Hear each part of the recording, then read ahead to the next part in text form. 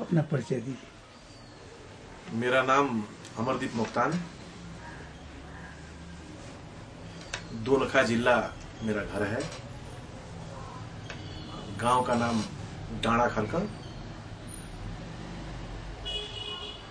ये मेरा पैतृक स्थल है। बहुत ही रमणीय स्थान है। भीमसेन, महाभारत के जो भीमसेन है, किंवदंती के अनुसार महाभारत के भीम का देहावसान दोलखा जिला में ही हुआ था और भीमसेन का मंदिर दोलखा में ही अवस्थित है। यह है मेरा संक्षिप्त परिचय। आप हिंदी बहुत अच्छी बोल रहे हैं, इसकी शुरुआत कहाँ से हुई? इतनी अच्छी हिंदी बोलना कहाँ सीखा आपने? क्योंकि मेरा जो शिक्षा का जो बैकग्राउंड है, हमने हिंदी माध्यम से शिक्षा ग्रहण किया है। इसलिए अच्छी तरह से हिंदी बोल लेता हूँ। कहाँ पढ़ाई लिखाई कहाँ हुई? हमने भारतवर्ष में किया। कहाँ पर? पश्चिम बंगाल में। अच्छा, तो वहाँ हिंदी पढ़ाई जाती है? हाँ, हिंदी पढ़ाई जाती है। अच्छा, तो पश्चिम बंगाल में कैसे जाना हुआ? पिताजी वहाँ पर नौकरी करते थे, तो वही उसी सिलसिले में हम लोग वहाँ पहुँचे। बंदरगाह में नौकरी करते थे, साधारण नौकरी थी पिताजी की। उसी सिलसिले में हम लोग यहाँ से गए, शिक्षा दीक्षा वहीं पर हुई। उसके पहले पिताजी क्या इंडियन आर्मी में थे? नहीं, वहीं पर थे। अच्छा, खिरीपुर में? जी। अच्छा, चलिए अब बताइए, आपका मिशन क्या है? आप किस काम में लगे हुए हैं? मैं जब यहाँ पर आया, लगभग आज से 20-22 साल पहले, पिताजी के साथ, पिताजी के रिटायरमेंट हो जाने के बाद आना पड़ा। मेरी जो सोच थी, भारतवर्ष से जो मैं नेपाल को देखा करता था, नेपाल में आने पर अवस्था बिल्कुल भिन्न। जिस तरह हम लोग वहां पर एक नेपाली, मतलब एक माला में गुथे हुए नेपाली, विभिन्न जाति, विभिन्न धर्म, विभिन्न संप्रदाय के जो रहते थे, यहाँ पर आकर हमने क्या महसूस किया कि वो नेपाली और ये नेपाली में फर्क है। मैंने यहाँ पर क्या देखा, मैं एक तामांग जाति से बिलोंग करता हूँ। तामांग अर्थात बौद्धिस्ट धर्म के अनुयायी हैं। यहाँ पर बड़ी दयनीय स्थिति मैंने देखी। यहाँ पर धर्म के नाम पर भी उत्पीड़न, किसी प्रशासनिक सेवा में भी उत्पीड़न, कहीं भी जो तामांग लगायत की जनजाति, आदिवासी, इंडिजिनस पीपल की उपस्थिति हमने नहीं देखी। मुझे बहुत पीड़ा होती थी। हालांकि ये चीज की पीड़ा मैंने भारतवर्ष में महसूस किया था, क्योंकि वहां पर शाही वाणिज्य दूत है, नेपाली शाही वाणिज्य दूत। वहां पर कभी कभी कार्यक्रम के माध्यम से हम लोगों को जाना पड़ता था, तो हमने कभी भी वहां पर कोई भी कर्मचारी जनजाति, आदिवासी मूल को नहीं देखा था। उस समय मुझे पीड़ा होती थी, क्या बात है, क्यों? तो जब मैं नेपाल आया तो हमने क्या देखा, जिस नेपाल के बारे में जो हमने एक सुंदर सा कल्पना किया था, उसके विपरीत मैंने उसे यहां पर पाया। हमारे जो मित्र थे, जो हमारे साथ पढ़े भले, उन लोगों को भी वहां और यहां में बहुत अंतर पाया। उन्होंने अपने को उच्च जाति इस प्रकार की अपने को आभास देना शुरुआत किया। तो हमने विभिन्न देखा, लगभग अध्ययन के क्रम में हमने क्या देखा कि इस देश में जो भी चीज का निर्माण हुआ है, जो भी चीज यहां पर हम लोग देख रहे हैं, सब में षड्यंत्र है। और वो षड्यंत्र क्या है कि इस देश के जो असली जो हकदार हैं, भूमिपुत्र हैं, उनको किसी तरह से भी उच्च पद पर आसीन होना, उन लोग अधिकार न देना, इस तरह की प्रवृत्ति को मैंने महसूस किया। अब नेपाली कांग्रेस देखा, एमाले देखा, बाद में माओवादी देखा, विभिन्न पार्टियों में हमने जो अपने तरीके से जो हमने अनुसंधान किया, तो हमने क्या पाया, किसी भी तरीके से, अब इसको अब आजकल को जो नेपाल में आम भाषा, जिसको ब्राह्मण नहीं बल्कि ब्राह्मणवाद से ग्रसित पाया। हम बोलते थे जो भी व्यक्ति कांग्रेस में, एमएलए, माओवादी में जो लगे हुए जनजाति आदिवासियों से, आप लोग क्यों मूर्खता कर रहे हैं? आप लोग क्यों नहीं सोच रहे हैं कि वास्तव में ये जो लोग हैं ये आप लोगों को वोट बैंक बना रही है? इससे आपको कल्याण होने वाला नहीं है। कालांतर में यही देखा गया। आज तक किसी भी बड़े राजनीतिक पद में जनजातियों को, आदिवासियों को उपेक्षित किया गया। आज यदि हम लोग देखें तो त्याग के मामले में, राजनीतिक ईमानदारी के मामले में जितनी निष्ठा और त्याग जनजातियों ने व्यक्त की है, ये जो ब्राह्मणवादी तत्व ने नहीं किया है। एक सेकेंड यहाँ मैं थोड़ा इंटरप्ट करता हूँ। आप ब्राह्मणवाद कहते हैं जी जब ब्राह्मण आप कहते हैं तब मधेश में भी बहुत संख्या में ब्राह्मण है जी लेकिन मधेश के सभी जातियों को एक ही शब्द में मान दिया मधेसी, जी है ना। इसलिए ब्राह्मणवाद जब कहते हैं तो इसमें मधेश के ब्राह्मणों का तो कोई इसमें हाथ पांव नहीं है, जो कि जो हालत आपकी है वो वही हालत उनकी भी है, जी है ना। इसलिए यहाँ की भाषा में यदि कहें, बाहुन यदि आप कहते हैं तो एक पर्टिकुलर हिल ब्राह्मण्स का वो द्योतक शब्द होता है। तो बाहुनवाद से ग्रसित देश है। मैं समझता हूँ ब्राह्मणवाद से ग्रसित देश ये नहीं है। बाहुन मीन्स हिल ब्राह्मण्स। मैं बता रहा हूँ, इसमें आपके जो मत से मैं मत भिन्नता जाहिर करता हूं, क्योंकि मधेश में भी जो आंदोलन के चरण में हमने क्या देखा कि वास्तव में मधेश का मांग क्या था। मधेश के लोगों ने आंदोलन की जो ज्वाला, क्रांति किस लिए थे कि वहां पर जो मुसहर, डोम, चमार, जिनको अधिकार नहीं दिया गया। पहाड़ में पहाड़ी ब्राह्मणों ने एक छत्र राज्य स्थापित किया था।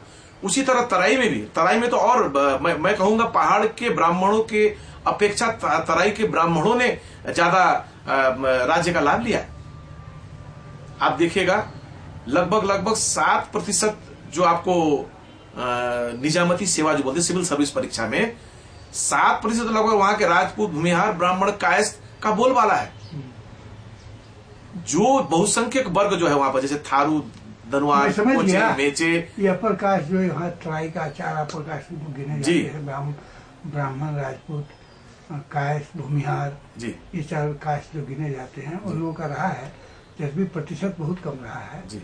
इसलिए हम जब यूज करते हैं, मैं अपनी बात बता रहा हूँ कि आज के दिनों में अभी भी भले उनका जो भी प्रतिशत रहा हो नीचे लोगों का नहीं रहा हो, लेकिन आज तो एक ही शब्द से सबको बांधा गया। आज तक कोई मधेश का कोई प्रधानमंत्री तो मधेश का भी नहीं बना, जैसे जनजाति नहीं बने वैसे मधेश का भी कोई भी जात प्रधानमंत्री तो नहीं बना है ना। तो इस रूप में उनको एक मधेसी में बांधा हुआ है जी। आज की जो आप नेपाल की शासन व्यवस्था है और जो राजनीति है उसमें यदि देखेंगे तो हर बड़ी पार्टी है जो प्रमुख है वो ब्राह्मण, ये बाहुन है जी। वो चाहे सुशील कोइराला हो, कि चाहे झलनाथ खनाल हो, चाहे ये प्रचंड हो, चाहे सीपी मैनाली हो, और तो और अभी जो टूटा है माओवादी उसके नेता भी पंडित जी है जी, वो पोड़ेल है। तो इस रूप में यदि कहेंगे नेपाल की पूरी सत्ता पर, ठीक है 2-4-5% तराई वालों ने लिया होगा लाभ उसका, लेकिन अभी भी तो छाए हुए वही हैं। ठीक। उसका कारण, एकमात्र कारण जो मैं समझता हूँ, आप फील करते हैं कि नहीं, कि यहाँ जो एक कुछ खास लोगों के घर में, बाहुन क्षेत्री के घर में जो भाषा बोली जाती थी, बोली खस भाषा नहीं, बोली डायलेक्ट, उसको रातों रात राजा महेंद्र राजभाषा करना है। एक काठमांडू घाटी जिसको नेपाल कहा जाता था, वो पूरे नेपाल के एरिया को नेपाल कह दिया, यहाँ के लोगों को नेपाली कह दिया। कह तो दिया लेकिन फल उसका विपरीत परिणाम तो क्या हुआ, छा गए। नेपाली भाषा का 200 नंबर लोकसभा में है, 200 नंबर में पास किया तो अफसर बने, नहीं बने तो दूसरा जात लिखा नेपाली, वो सब गलत, बाहुन लिखा सब ठीक। मधेसी बाहुन भी लिखता है नेपाली तो वो भी ठीक, क्योंकि उनकी भी प्रतिशत तो उनका भी बहुत ज़्यादा नहीं है। तो इसलिए मैं कह रहा था आपको कि बाहुनवाद, और यहाँ के बाहुन लोग एक बात हमसे बोल गए, कई लोग बोलते हैं कि रामसिंह जी हम तो सर्वोच्च हैं। हम कहे क्यों? तो हमको लोग कहता है बाहुन माने आपके बाप हैं, हम आप मेरे पिताजी हैं, बाहुन माने पिता हैं, तो इसलिए हम अपने को तो नहीं कहते, लोग हमको कहता है बाहुन। चली गई हमें ना। तो इसलिए बाहुनवाद से पीड़ित ये समूचे यहाँ की राजनीति, समूचे यहाँ का जो अफसर वर्ग, टोटल सिस्टम, हाँ, पूरा ग्रस्त है। ये पहला अवसर है कि पहाड़ के सिक्का मुगल जो भी आदिवासी जनजाति हैं उनको या नेवार के काठमांडू के नेवारों को, ये भी बहुत कट्टर थे, और ये समझने में आया कि भाई हमारे साथ भी है तो उनके तो मधेसी लोगों के साथ भी है। और इन लोगों ने सब मिला के जब अपनी ताकत को गिना तो कहते हैं हम तो 85% है, ये 15% राज कर रहा है। ये पहली घटना है, एक बहुत बड़ा, ये बहुत बड़ी उपलब्धि है जो भी आज तक आंदोलन हुआ उसका। अब आप बताइए कि आप किसी संघ संस्था से जुड़े हुए हैं? किसी संस्था से जुड़े हुए मतलब बौद्ध धर्म संरक्षण सरोकार समन्वय नेपाल एक संस्था है जी। जिस संस्था का जन्म बौद्ध धर्म के जो पुरातात्विक महत्व के जो स्थल हैं जैसे लुम्बिनी, इसके अलावा आप देखिएगा हिंदू धर्म और बौद्ध धर्म के बहुत सारे आपको मठ मंदिर यहाँ पर हैं। जिस तरह ध्यान ज्यादा हिंदू मठ मंदिर पर दिया गया है उस तरह बौद्ध धर्म के प्रति नहीं दिए जाने के कारण हम लोगों ने ये बौद्ध धर्म संरक्षण सरोकार समन्वय नेपाल बनाया। और हम लोगों ने ये जो लुम्बिनी, बृहत्तर लुम्बिनी राष्ट्रीय विकास परिषद में बाबूराम सरकार ने जो प्रचंड जी को नियुक्त किया था उसका विरोध भी हमारे संगठन ने किया था। संगठन का मूल कारण क्या है? वास्तव में धर्मनिरपेक्षता का मूल मर्म क्या है? आप बोलते हैं धर्मनिरपेक्ष, धर्मनिरपेक्ष का मूल मर्म क्या होता है? मेरे विचार से मैं जो उसकी व्याख्या जानता हूं, जो भी धर्मावलंबी नेपाल में बसोबास करते हैं सब लोग स्वतंत्रता पूर्वक, शांति पूर्वक अपने धर्म स्थल की सुरक्षा संरक्षण करने पाने की स्वतंत्रता होनी चाहिए। लेकिन यहां पर क्या देखा गया? गणतंत्र हो गया, धर्मनिरपेक्ष हो गया, लेकिन सिस्टम वही है। लुम्बिनी के जो संरक्षण और एवं संवर्धन का दायित्व किसे मिलना चाहिए था? बौद्ध धर्मावलंबी को मिलना चाहिए। ये उसका नैसर्गिक अधिकार था, मौलिक अधिकार था, लेकिन उससे वंचित करके एक ऐसे व्यक्ति को बना दिया गया जिसका नाम पुष्पकल दाहाल उर्फ प्रचंड। बाबूराम सरकार ने उनको बनाया। हम लोगों को प्रचंड से कोई लेना देना नहीं है, लेकिन प्रश्न क्या है कि ये सरकार ने क्यों बनाया? अब वहां पर एक प्रश्न और है, हालांकि ये प्रश्न सांदर्भिक की समझिए या सांदर्भिक नहीं समझिए। रूपंदेही जिस क्षेत्र से एक मोहम्मद वकील मुसलमान को भी उसमें ऐड किया गया, आपत्ति नहीं है मुझे, लेकिन यही सिस्टम, यही प्रथा प्रत्येक धर्म के धर्मस्थल पर यदि लागू हो तो बौद्ध धर्मावलंबी में कोई बात नहीं है। यहां पर क्या देखा गया?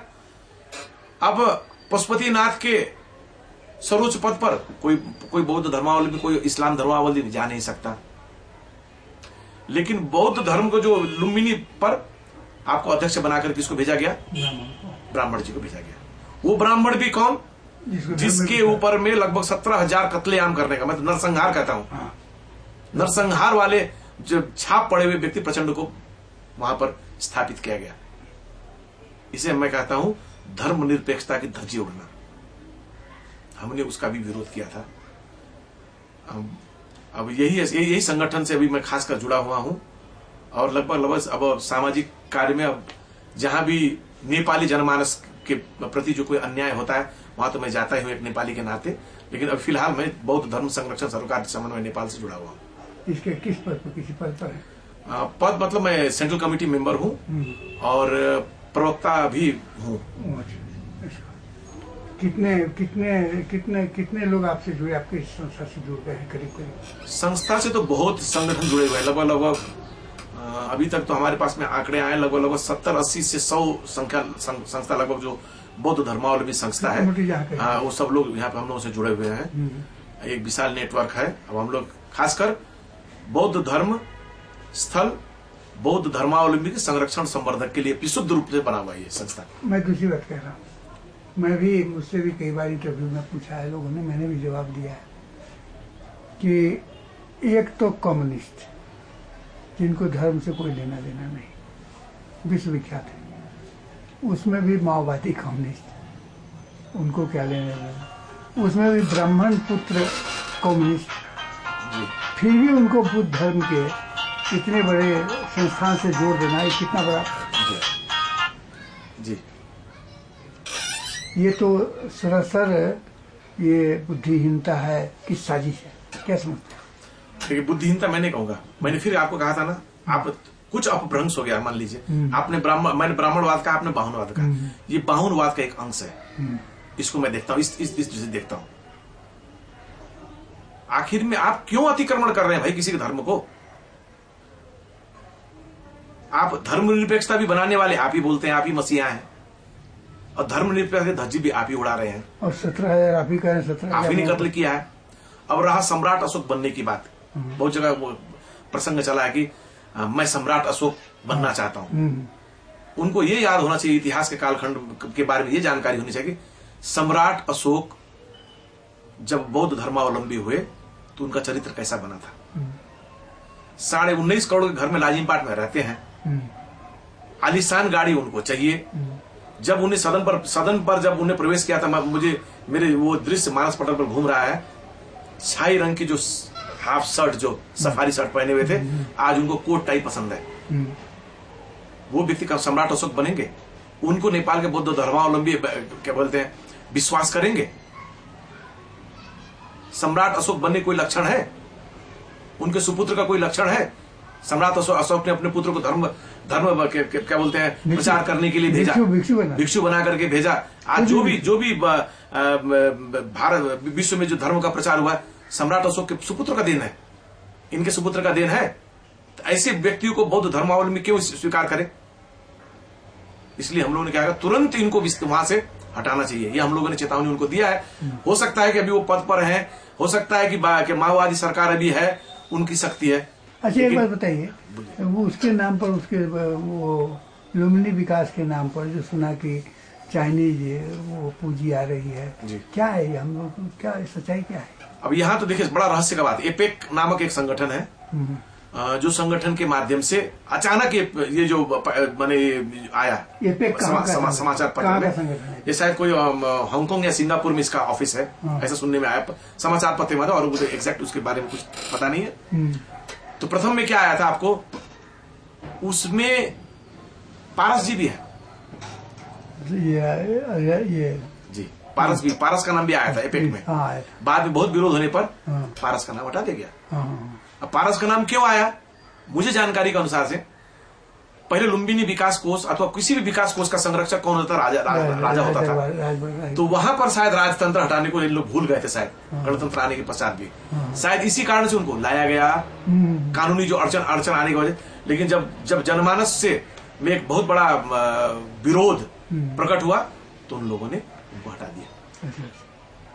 एपेक हांगकांग की संस्था है, वैसे सुनने में आया चाइनीज संस्था है जो लुम्बिनी के सौंदर्यीकरण के लिए कुछ करना चाहती है। मैंने कौन सा चाइनीज? ये चाइनीज मैंने मूल भूमि का चाइनीज कि बुद्धिस्ट चाइनीज, ये क्या है? उन लोगों के अनुसार बुद्धिस्ट चाइनीज है। बुद्धिस्ट चाइनीज जो लोग लुम्बिनी के सौंदर्यीकरण के लिए कुछ करना चाहते हैं, क्योंकि लुम्बिनी संपूर्ण विश्व के बौद्ध धर्म स्थल का मक्का है, काशी है। तो क्योंकि यहाँ की दयनीय स्थिति है देखने के बाद, खाली आपको ये चाइनीज ही नहीं, लेकिन चाइनीज ने प्रथम नाम उनका एपेक के रूप में आया है। और भी देश लोग इच्छुक है, लगभग जो भी बौद्ध धर्म। सुना कि चाइना का जो अनाउंसमेंट जो सुना अखबारों में देखा, उसमें तो बहुत बड़ी, इतनी बड़ी राशि का अनाउंसमेंट है कि शायद यहाँ का बजट भी उतना का नहीं है। सुनने में तो ऐसा ही आया, लगभग 3 खरब का हमने भी पढ़ा था। हाँ, 3 खरब का, है 7 खरब का। तो वो तो अब उसका, उस संस्था का अब उसका क्या वो रोल है? अब इस समय क्या, कहाँ तक है वो संस्था आगे पहुंची? अब उस संस्था के बारे में कभी कभी हम लोग क्या समाचार पत्र में सुनते हैं, आए उन लोगों के प्रतिनिधि आए, उन लोगों ने कुछ किया है, और लेकिन प्रचंड अभी बने हुए हैं उस पर। प्रचंड तो अभी विराजमान है लुम्बिनी बृहत्तर विकास राष्ट्रीय समिति में अध्यक्ष के पद पर। अभी कार्य लगभग अभी देखते हैं शिथिलता आई हुई है, क्योंकि विरोध होने के कारण। नहीं, वो एपेक संस्था को मालूम नहीं हुआ, एपेक संस्था को कि इसका विरोध हो रहा है, तो हम क्यों नहीं मालूम हो? सारा विश्व में जब हम लोगों ने ये जो धरना रैली कार्यक्रम किया था। वान की मून को वहां पर जो जाते वक्त भी हम लोगों ने एयरपोर्ट में उनको घेराव किया था। हमने वान की मून को भी पत्र लिखा, इसके बारे में अवगत कराया है। हमने यूएन के प्रतिनिधियों को भी यहाँ पर अवगत कराया है। मतलब हम लोग जो अपने तरीके से बौद्ध धर्मावलंबी ने जो अवगत कराना है, संपूर्ण देश के राजदूतों को भी हम लोगों ने पत्राचार किया है। अच्छा, तो उसका कुछ असर हुआ है इसे? असर तो नहीं है, लेकिन वो संस्था वाले सोच रहे होंगे ना कि निश्चय सोच रहे हैं, क्योंकि ये तो विश्वव्यापी हुआ है। हाँ। खाली हम लोगों ने यहाँ पर नहीं कि यदि प्रचंड के अंडर में हुआ तो इसका विरोध जम के होगा। ये भावना तो फैली है, निश्चय फैली है, सबको जानकारी हो। वान की मून से लेकर के सभी सब लोगों को मालूम। यहाँ तक विश्व में जो भी बौद्ध धार्मिक संस्थाएं हैं, सबके पास में हम लोगों ने पत्राचार किया है। विश्व के जितने भी बौद्ध समाचार पत्र हैं, सबको हमने हमारे वेबसाइट में जाकर देख लीजिए, सबको जानकारी इस विषय में। अभी प्रचंड तो हम लोग बोलते हैं ना, जैसे आपको तराई में एक भाषा है ना, थेथर होने की वजह से वो पद नहीं त्याग रहा है। जबकि उनको क्या चाहिए, यदि वास्तव में उनको सम्राट अशोक बनना है तो अभी उनको क्या करना चाहिए, त्याग करना चाहिए। किसी योग्य सक्षम बौद्ध धर्मावलंबी को उस स्थान पर पुनर्स्थापित करके एक त्याग और बलिदान का भावना वहां पर समर्पित करना चाहिए। वो लेकिन करेंगे। गेरुआ वस्त्र धारण करके किसी भी मठ में तुम अपने को समर्पित कर दो। जी जी जी, यस हाँ। यदि चाहते हो तो सम्राट अशोक की तरह अपने को समर्पित कर दो। ये तो संभव ही नहीं है, क्योंकि अब उनको सर दुखता है तो रिसोर्ट जाना पड़ता है, उनको वाइन की लत लगी हुई है। वैसे व्यक्ति को आप ऐसा पवित्र शब्द से देना उचित नहीं होगा कि कम से कम गेरुआ वस्त्र लगाकर वो मंदिर में जाए। वो मंदिर में जाने लायक भी व्यक्ति नहीं है।